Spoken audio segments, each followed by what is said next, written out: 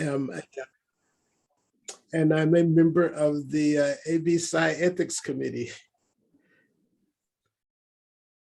Excellent, excellent. Jojo, Robina? Sorry, so for one, Facebook is acting a fool. I think it tried to go live on my personal page and then it's just not even live at all. So we're just gonna record in the interest of time. But I'm Jojo Hickson. I'm a clinical PsyD doctoral candidate and the Student Circle Communications Chair and the Public Relations Chair. And I think that's what we're doing. Yep, thanks, Jojo, for all the troubleshooting you're doing. I'm Robina. I am a counseling psychology PhD candidate, and I'm the past communications chair, and I serve on the social media virtual impact team now. I think I said my name. I said nothing else about myself. But you're a person who needs no introduction. So all right. Just Lord. No, actually, I'm a past president of the Association of Black Psychologists, as well as elders emerita. I'm also emerita from the Ohio State University, clinical psychologist by training, and so happy we're here to have this conversation today. Kujichagulia. We have been so immersed in self-determination here. But our subtext is challenging revisionist history and performative activism. And actually, this endeavor is dedicated to both of those, challenging revisionist history and engaging in performative activism. So that having been said, I just wonder if our panelists have anything to share in terms of their own thinking about self-determination and why it's so necessary at this time. Well, I have a question. Yes. Because I'm very familiar with revisionist history, but what exactly, help me with, I'm not sure I know what we're referencing when we talk about performative activism. You want to take that, Jojo? Yeah, so, oh my gosh. So we're live on my personal page. I'm trying to share it to the association's page because nobody ever engages me, like they just be dubbing me. But anyway, it'll be there for later. So by performative activism, we mean that, after George Floyd's murder, we saw like an increase in racial consciousness and everybody wanted to be active and like woke, everybody wanted to be an activist. But it was like really that seemed like just a popular thing to do. So you saw like in DC, they painted Black Lives Matter across, the ground. And they also did that in my hometown, Jersey City. But it's like a week after they did that, for instance, in DC, they were the cops were beating civilians on the same like Black Lives Matter mural. So it's like people are just doing things just to do them because it's a popular thing to do and just to appear anti-racist, but they're not actually actualizing that in praxis, if that makes sense. Yes. Performative as in a performance as opposed to substantive. Your thoughts, Robina? So you I feel like you asked two questions. You asked how we feel about the performative activism and then how we feel about Kujichagulia.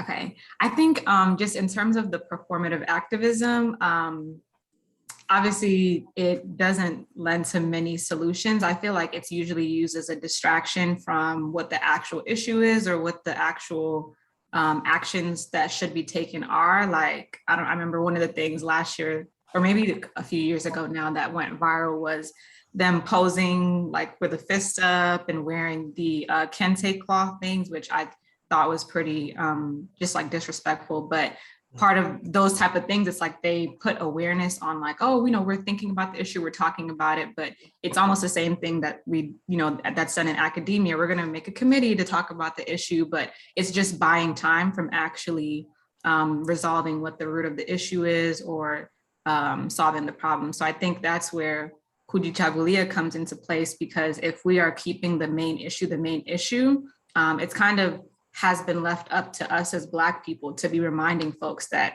the resolution has not been made yet. Like, this is still an issue. We still need to like push forward and create change, whereas everybody else is maybe trying to distract us, or some people are even falling, in the trap of getting distracted. So I'm sure, Dr. Harvey, your question about self-determination has been answered. And thank you for sharing around Kujichagulia. I can't even talk. My tongue is having technical difficulties. But I do know that we have Kwanzaa season coming up, and probably, in my mind, one of the most critical of those principles is self-determination, because the most important thing in my thinking as psychologists that we have to self-determine is what we're assuming is true about the world and the way things work. If we've been indoctrinated into our ancestors' captors' perspective, we'll probably not end up being very self-determined. But rather than me going to a lecture on that subject, why don't we turn to our other panelists and see what they have to say. I know, Dr. Harvey, you are president of the board of the Cultural Wellness Center in Minneapolis. Yes. Doing amazing work, amazingly self-determined work. Maybe you can share some of that with us. Well, the thing about the Cultural Wellness Center is that the Cultural Wellness Center set itself up to be an African-centered organization 25 years ago, and has lived by the principles of, we are African people, and our primary focus has been to deal with one problem, and that one problem is individualism and loss of culture.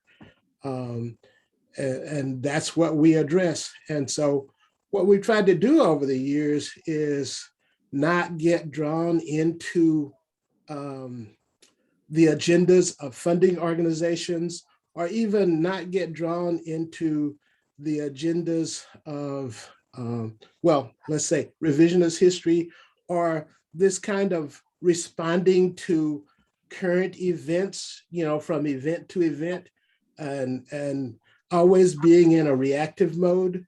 We set our sights on what we want to change and how we want to change it, and working with the community to change that. And so we try not to get sidetracked by every new event that comes along. What has happened in the last year? Well, because of that, a lot of people just kind of ignored us for years. We're out there in the hinterlands doing our stuff. We weren't seeking foundation grant funding. We weren't seeking government funding. We were doing contracts to deliver a service. But what's happened in the last year and a half, 2 years now, is that because we have been so focused on trying to do this kind of community change for many, many years, the events of society have kind of caught up with us and discovered us. And so the world is turning to us and saying, oh, you guys have been here. You guys have been doing this for all these years. It's like, help us know how to do this. And so the Minnesota Department of Health has turned to us, and a couple of the large community HMOs have turned to us. We've had a long-term relationship with Alina. Alina's a healthcare organization. But what has happened is that we realize that, if you focus on being self-determined and pursuing your own agenda, that eventually the world will turn to us and come to us and say, look, we've been floundering around in the hinterlands looking for solutions. Like, help us with solutions. And I think that's a good segue into what's happening with psychology as a discipline. As we last session talked about the American Psychological Association's apology. I don't know if they've acknowledged fully they've been floundering around, but they kind of did. And certainly the Association of Black Psychologists has from its inception been very dedicated and devoted to challenging revisionist history and really making every effort possible to present the true history, and also present it from our own Africological perspective, meaning asking the right questions and answering the questions from our own cultural frame. So that, I think, is probably what happens to most organizations who have historically pursued issues and questions of self-determination. And we are so glad they have, because if there was ever a time in human history where we need some thinking that is grounded in what you at the Cultural Wellness Center call Kepleran philosophy, for those who may be less familiar, that would be from the Nubia Comedian cultural frame, where Kepler is the beetle that pushes its dung where the eggs are, and with the flooding of the Nile comes forth rejuvenated and revived, and life goes on. So it's actually a fantastic model for Kujichagulia. Jojo, your thoughts? I feel like the APA is like this huge monstrosity of an organization. And we're talking right now, Baba Rowe, Baba Nobles, and Baba Goddard, and then some of the other elders, of course, Nalanda, are talking about the monopoly of the APA. And I think that makes it really hard to be like a student and just another, a regular professional member trying to push back against that narrative, against that, white supremacist hegemony, because it literally impacts every aspect of our professional career, the APA. So like, we can't even file complaints without the APA doing internal investigations on themselves, which is kind of like the police investigating themselves. So I think that hoarding of power has a lot to do with why they did want to appear more anti-racist and make that apology, because they're still kind of perpetuating the same things that they're apologizing for. They think that maybe if they call it out and it looks differently now, people won't catch on. But I don't know if that answers your question. Absolutely did. I just was interested in your thoughts, and you gave us your thoughts. So excellent. Jojo? I'm sorry, Robina? I don't think I have too much different to say from how kind of we went into discussing it last week, from a point of view of a student being part of that system. Obviously, getting a doctoral degree in a program that is accredited by, the APA is something that I have to, or I've been dealing with in classes and stuff based on the curriculum that I'm consuming. And then us having to do, as Black students, having to do additional work to be able to learn what we really need to know as Black psychologists in order to serve our population in the most like safe and sustainable way. That's kind of been, just something that I've been navigating, and ABSI has been really helpful with that. And like my sibling scholars too, being able to lean on them in different times. But yeah, my biggest thing is just as a student, how much of a mental strain it is to have to balance both, not having much power while being part of going through the process and being in the system, and then everything that we have to do, to come out on the other side and then finally, practice in a way that might be best suited for us.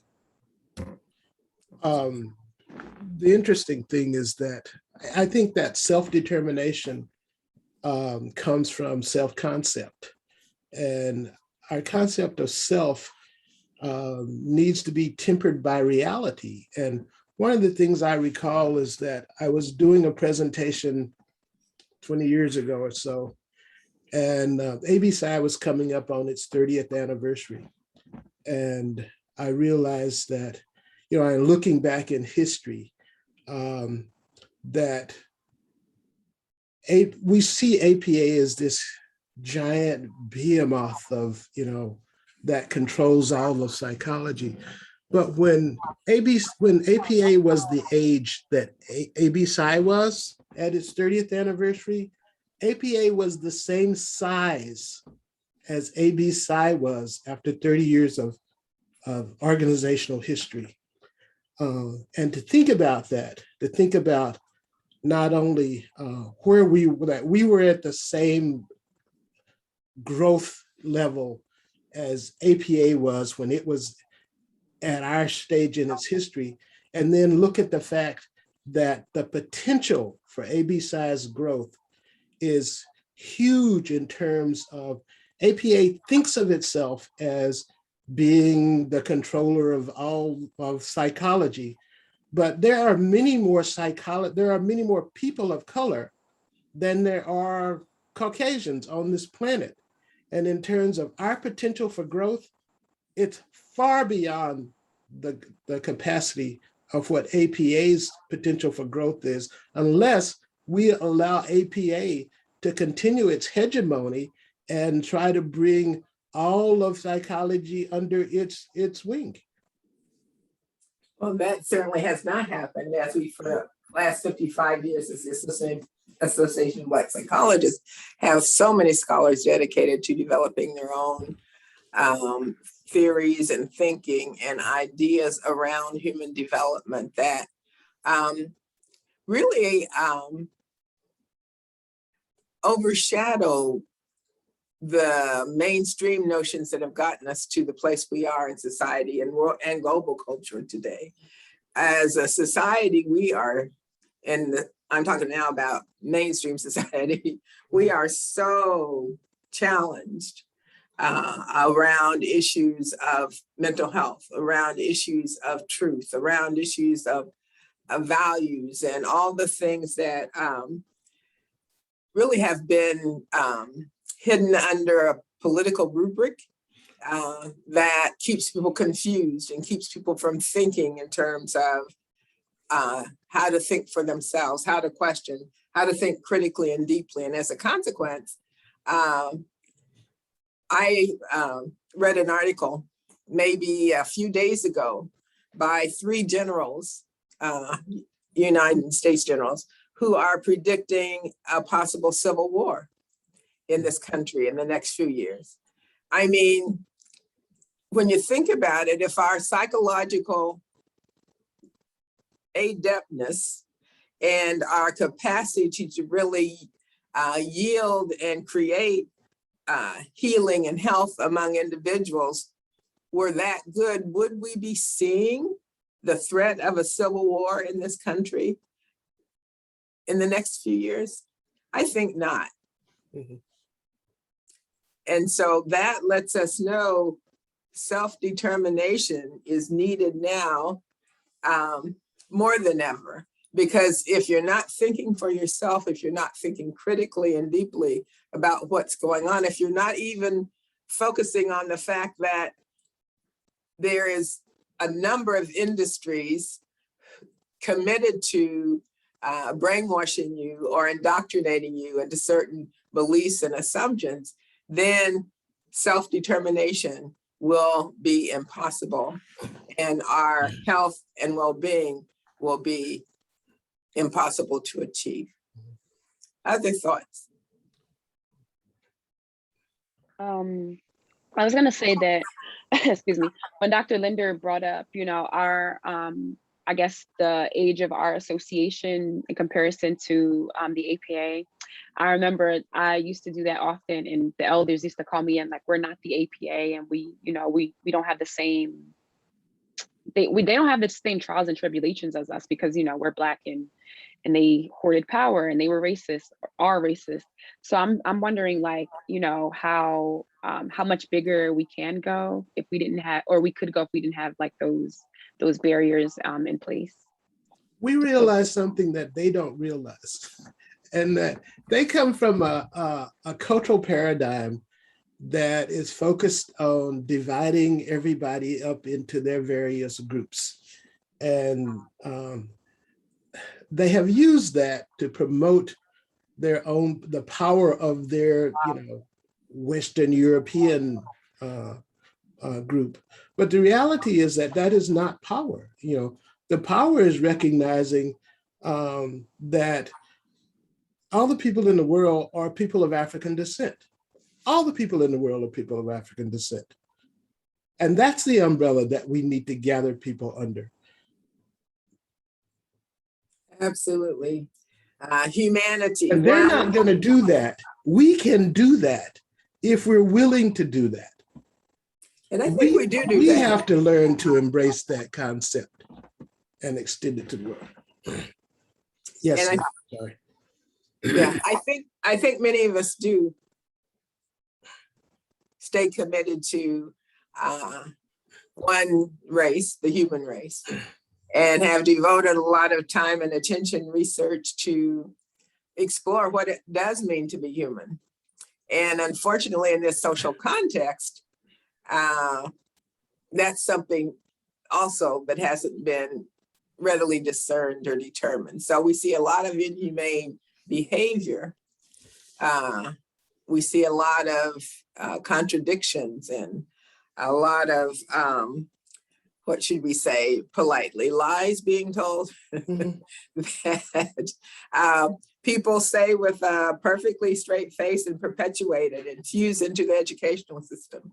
And we as receptors of that miseducation and missocialization sometimes become so confused and brainwashed and indoctrinated, we don't even question. We don't even realize the critical value of self-determination. So I always love this season where we can begin to look at those principles of Kwanzaa and begin to interrogate what they really mean for our daily lives and daily functioning. Self-determination begins with a concept of self. And if your concept of self is an all-encompassing concept, understanding that we are not individual selves, we are not ethnic or tribal selves, that each one of us as an individual is also a facet of something that's much larger than any individual, and that we're all part of that one thing. There was there used to be a cartoon series called Pogo. I won't get into trying to describe what kind of animal Pogo was, but Pogo, there's a Pogo cartoon once that was a play on a famous quotation that was done by, I think it was Commodore Perry during the War of 1812. And they had this big battle, I think it was on Lake Erie, naval battle on Lake Erie. And Commodore Perry, although his ships were smaller and outnumbered, were able to defeat the British ships. And what Commodore Perry, the famous quotation is, "We have met the enemy and they are ours." Meaning, we found them, we've engaged them, and we've defeated them. And the Pogo cartoon was, "We have met the enemy and they are us." And that's very true. It's like the enemy we see as the enemy is us. Linda talks about the possibility of civil war. The thing that happens in a civil war is people are fighting themselves. They're fighting their own people. Is that the future we want to envision for ourselves? Is that we continue to fight with ourselves? We continue to fight with our own people. Why are we doing that? Why, if we defeat ourselves, then what are we gaining? I think the key question is, who is our? In actuality, this society's always been very divided, but the puppet masters, I call them, that are orchestrating much of what's been created by design want us pitted against one another. And we have to not fall into that. We have to not self-determination, yes. And I think the whole notion of that self, who is the self? What is the self that is determining? And what we want to do is elevate our consciousness so it's the higher self that's determining, not the lower self.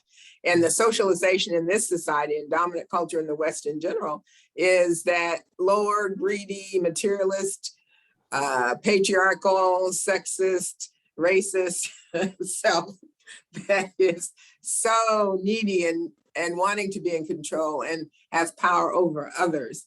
But I think really what we are learning from other cultural frames of reference is that's unfortunate, because we need a psychological analysis and understanding that allows us to elevate the consciousness of the human being so that they are not coming from a place of alienation from their spiritual essence. They're not coming from a place of fragmentation and insecurity and fear and all those negative energies that keep that lower self going. And I think that the Association of Black Psychologists, with its Afrocentric bent, has been very instrumental in bringing that other cultural reality forward so that people get the sense, as all African people have from the beginning of history, that it is that spiritual essence, that spirit force that is within us all and within which we're all in. And therefore we are interconnected and we are interdependent. And when people fall from that level of consciousness to the lower consciousness, that's where they get into the individualism and the competition and the materialism. So it's been said we are at war, but in actuality, we're at it's a spiritual war. It's a war of thoughts. It's a war of consciousness. It's a war of feeling. I was gonna say, I definitely agree that like we're all interconnected, but I think that we would be fools to, if one part of the body is in alignment and in accord to, you know, living out that higher consciousness, but the other part of the body is trying to harm the rest of the body. I don't think that we should ignore that. And so I think that, you know, I guess it's just, you know, it's not, the onus is not on us to make sure that all parts of the body are in alignment, AKA the whites. And I feel like we are doing what we have to do, you know, to be self-determined and to make sure that our people know to critically analyze anything that's happening to them and their experiences and such like that. And also, shameless plug, we are looking for members who have certain areas of expertise, such as in agriculture and farming and law and AI, to provide a short paragraph on how they might recommend us to inform policy and legislation. But yeah, I think that, I don't know, I guess I'm just radical in my thinking. I'm just fed up. I haven't been here long, but I'm fed up with trying to be on the same accord as everybody else. I feel like, you know, I can't just turn my back on people who have been trying to harm me. So I'm gonna focus on the part of the body that is not trying to harm me and that is aware of their higher consciousness and their diurnal thinking and things like that. Well, it's akin to I think how you make a very the important point, Jojo, but I think what I was suggesting is the lower self, the self that's been dominating, is illusion. They're caught up in illusion and we get caught up in the illusion. And I really like your point, which is at some point we need to direct our attention away from them and onto us so we continue to move forward and go forward. And in reality, you can't make anyone think or do anything they don't choose to. And I am certainly in the struggle long enough to have given up on trying to make someone be who they have never been, who they don't want to be, and go forward and trying to elevate those people who want to be liberated and soul illuminated. Yeah, I agree with you. I agree with you, Jojo, and also you, Linda. I'm thinking that it's akin to how we address the issue of like ethnic and cultural differences. It's like we're not trying to tell people to ignore the difference. We're not trying to tell people to be colorblind, don't see the difference. And so I would say likewise that we're not saying ignore what's happening. We're saying that we have to find ways to transcend what's happening and see beyond what's happening and be able to still see that that we are still all one thing, even though we do have differences. We can recognize those differences and yet be able to transcend those differences. Robina, your thoughts? You've been quiet.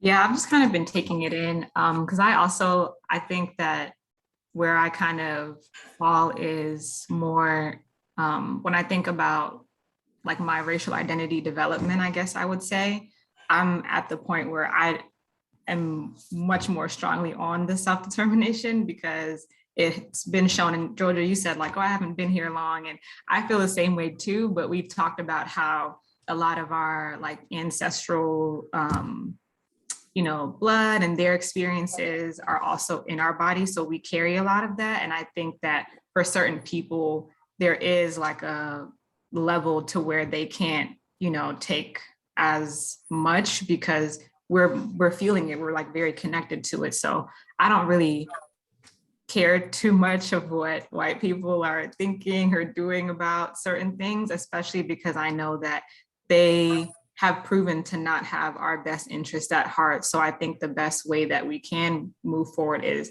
leading by example. And then if there are folks who are quote unquote allies or, whatever the correct term to use now is, then they can, fall in line and be able to ask what needs to be done or be able to follow our lead in helping the movement to move along. But I think a lot of times from what we've seen, they're not necessarily interested in doing it for our best interest. And I don't think that everybody believes that, oh, once we're all free, or I think it's Asada who said like, once like the Black woman is free, then everybody else will be free, because those are the people that are most marginalized or have been minoritized in society. But I don't think that people really grasp that concept of what that means, because we still have this like selfish mindset. And part of it is, so we've been programmed to think that way because white folks have been the one to really control a lot of the media. Even to this day, like, I don't think they really want us to think for ourselves. Like a lot of what's put out there in music and television, like all those things really just glorify a lot of stuff that takes away our critical thinking. And so we have fallen prey to a lot of their tactics. And I think that us being aware of that and leaning into each other will be the way that we can kind of get out of it. Yeah. No doubt. I so very much agree. In fact, it's the only way. And I think the challenge is, as we've over time heard our scholars and cultural thinkers say, Du Bois comes to mind, double consciousness. We have to overcome that double consciousness. We are past the time where we can have two warring minds in one body. Well, I should say it this way. If we haven't become aware, we may indeed have two warring minds in one body. We do need to move that step forward. But at some point, we need to resolve that dichotomy and understand that that Black mind, the African mind, the mind that was in the beginning and is now and ever shall be, is the one we want to go forward with. And when we do that, we may not even be choosing to be self-determined. We simply will by virtue of how we've constructed reality and our values and have chosen to move. So from where I'm sitting, it looks good in terms of our future. And it's going to look better as more and more of us come to the realization of who and what we are and tap into that transcendent power that's got us here. Who would have thought 250 years of no rights as a human being could allow you to come forth with a modicum of sanity, much less end up leading a nation toward justice and equity for all people. So if we keep going in the same direction and keep doing even, as Baba Wade says, mo better, we can definitely ensure ourselves that we will triumph. Well, I know Jojo was observing that there are some comments, and I think in the chat, but I did want to say that, one of the challenges in achieving that higher consciousness is to understand that part of the way that we develop our concept of self is we learn to differentiate the self from other. And so that's an important step. But a step beyond that is understanding that, and this is a challenge. This is a challenge, for all of us. But one of the step beyond that in developing the higher consciousness is recognizing that there is no other, that all we see is self. There are other aspects of self that are out there. And we can be of two minds, but that's all one mind. It's one side of the same ultimate mind. And that's what we have to integrate in order to become the higher self.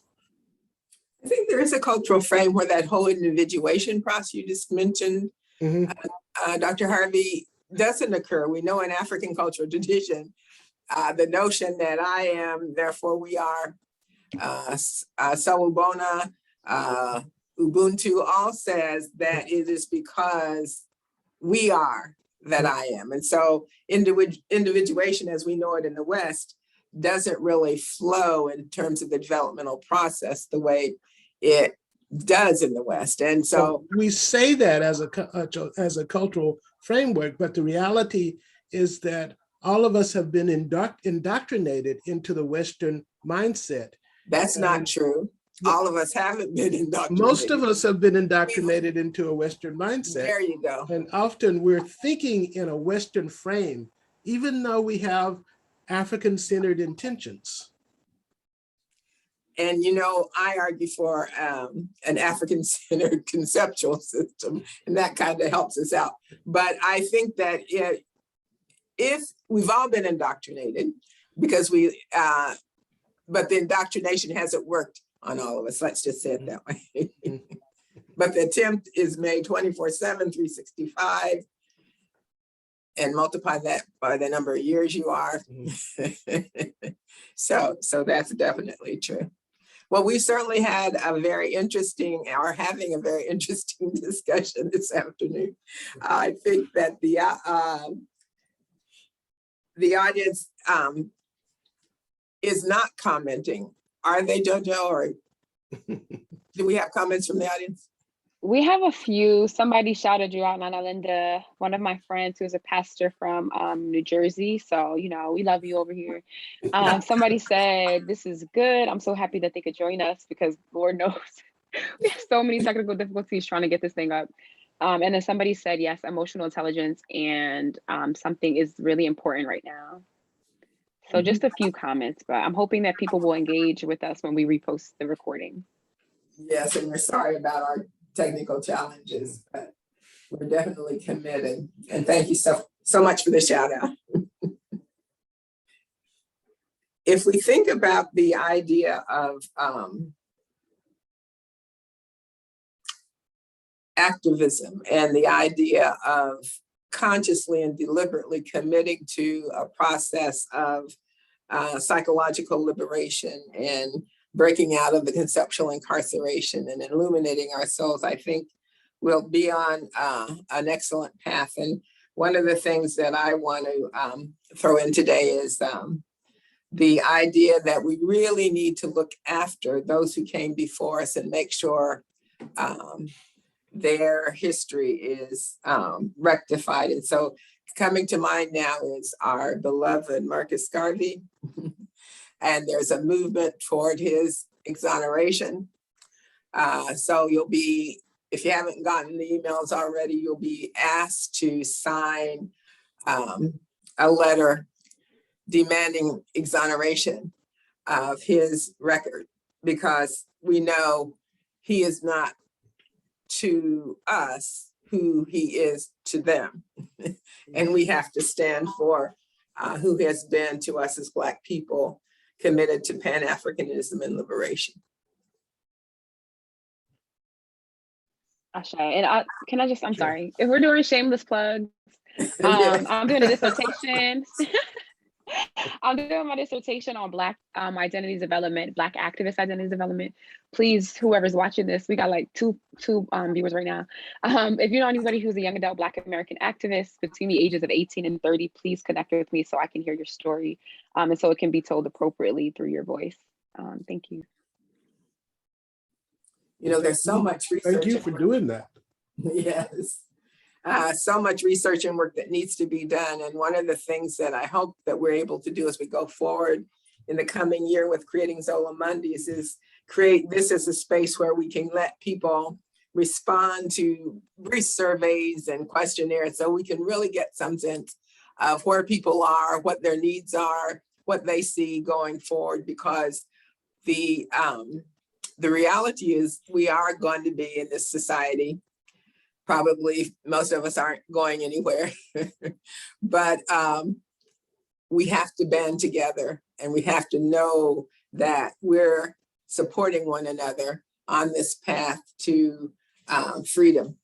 And just as Harriet Tubman tried to free the physically enslaved, we at the Association of Black Psychologists are dedicated to freeing our people from mental bondage and conceptual incarceration. So, so appreciate your touching in with us for Creating Zola Mondays, and feel free to go online and actually, even if you don't see the live show, comment in terms of what you'd like to see happen and how you'd like it to see happen. If there are guests you'd like for us to invite, please let us know that. We're happy. In fact, the guests we thought we were having today, we don't have, but the reality is that there's so much that we have to talk about, and particularly going forward, I'm very aware that this is the heightened season for materialism. We call it Christmas, but the reality is a lot of people have basically done what they do with a lot of really strong and powerful ideas is they commodify it. And then people begin to think the holiday is about how many things they get and how much they can accrue materially. But I hope we use this holiday season to go beyond that and use this holiday season to get in touch. In fact, we're going now into the winter solstice, the perfect time to go within and get in touch with that divine spirit within you and relish in that energy that is nurturing and supporting and loving and will never let you go. And then out of that, then we can share it with other people. Go to your family or social gatherings filled with that love, that Zola that ignites the Ngola so we can heal and get past of so many conflicts that we have in our relationships in our communities. So hopefully this holiday season will be the time for that. Hopefully the winter solstice will be that time for going within and coming out. A lot of things are happening in the cosmos that are lining up to make this fruitful and productive period. So let's take advantage of it in whatever ways we can. Ashe. Ashe. The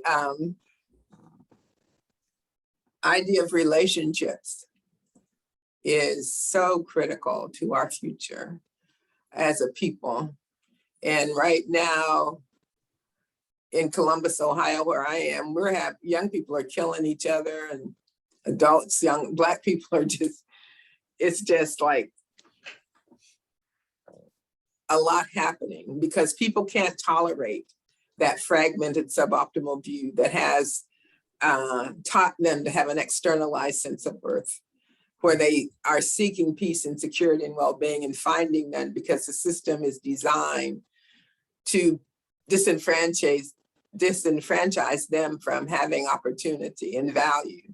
Mm-hmm. The whole institutional system is designed to do what it's doing. And we can't forget that. We have to understand that for some people, the system's working exactly the way they intended it to. And that's where we, again, have to turn back to self-determination because it's not working the way we need it to work. Right. So this is a good time for us to begin to think about coming into New Year with a new commitment. And I think this notion of self-love is the basis of all love. And to the extent I love myself, I will love you. But the idea of loving myself to the exclusion and detriment of the other simply says you may not love yourself the way you think you do.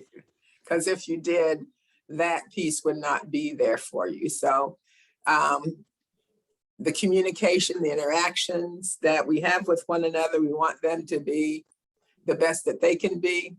And then we want to own our own responsibility, because in any relationship, nothing is just a function of one person. That's why we call it a relationship. So much we could talk about. We have about 2 minutes, I think, left. Oh, we probably have more now because we started late. So anything anybody would like to interject before we close out today, and leave this for people to look at as they move into the holiday season and ultimately the new year. We won't be back before the new year either.